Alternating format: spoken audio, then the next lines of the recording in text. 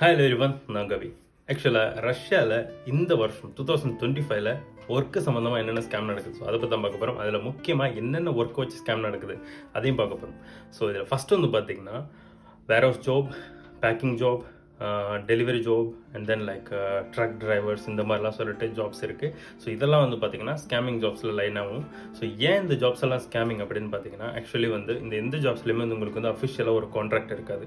நீங்கள் வேர் ஹவுஸ்க்கு வேலை பார்த்தாலும் சரி, இல்லை டெலிவரி ஜாப்க்கு வந்தாலும் சரி, இங்கே எங்கேயுமே வந்து உங்களுக்கு வந்து ஒரு அஃபிஷியல் கான்ட்ராக்ட் இருக்காது.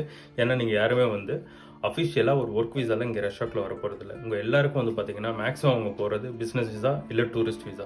இது ஏன்னு வந்து பார்த்தீங்கன்னா, நம்ம மக்களை பொறுத்தவரையும் நம்ம மக்களால் அதிக காசு கொடுத்து ஒர்க் விசாவை அஃபோர்ட் பண்ண முடியாது.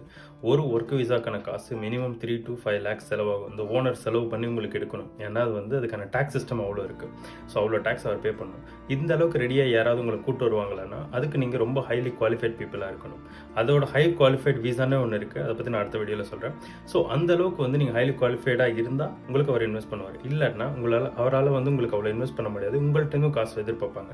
நீங்கள் 3 லட்சம் 4 லட்சம் கொடுக்க முடியாது. 1 லட்சம் கொடுப்பீங்க, 1.5 லட்சம் கொடுப்பீங்க.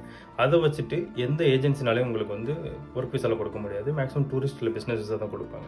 ஸோ இதை வச்சுட்டு நீங்கள் இங்கே வர்றப்போ உங்களுக்கு எந்த கம்பெனியும் அஃபிஷியலாக கான்ட்ராக்ட் சைன் பண்ண முடியாது. எந்த கம்பெனியாலையும் உங்கள் கூட அஃபிஷியலாக கான்ட்ராக்ட் சைன் பண்ண முடியாது. இந்த ஒரு சுச்சுவேஷனில் தான் வந்து வேலைக்குன்னு வர்றவங்க ஸ்கேம் ஆக்கப்படுறாங்க.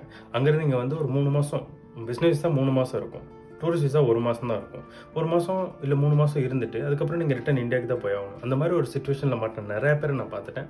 ஸோ இந்த மாதிரி ஒரு ஜாப்ஸ் இருக்குது, நீங்கள் ரஷ்யாவுக்கு வாங்க அப்படின்னு சொல்லி உங்களை கூப்பிட்டு வரேன்னா ரொம்ப கேர்ஃபுல்லாக டீல் பண்ணுங்கள். அண்ட் தென் நீங்கள் அப்படி உங்களை யாராவது ஒர்க் விசா போட்டு கூப்பிட்டு வரேன்னாங்கன்னா அவங்களோட கான்ட்ராக்ட் வாங்கி படிங்க. அது இங்கிலீஷ்லையும் இருக்கும், ரஷ்யன்லையும் இருக்கும். ஸோ உங்களுக்கு ரொம்ப கன்வீனியண்டாக இருக்கும். ஸோ இந்த வீடியோ பிடிச்சிங்கன்னா மறக்காமல் லைக் பண்ணுங்கள். ரஷ்யா பற்றி அப்டேட் கிடச்சிட்டே இருக்கேன். மறக்காம நம்ம சேனலை சப்ஸ்கிரைப் பண்ணி வச்சுக்கோங்க. இதே மாதிரி இன்னொரு இன்ஃபர்மேட்டிவ் வீடியோ உங்களை வந்து சந்திக்கிறேன். Until then, see bye from Avi.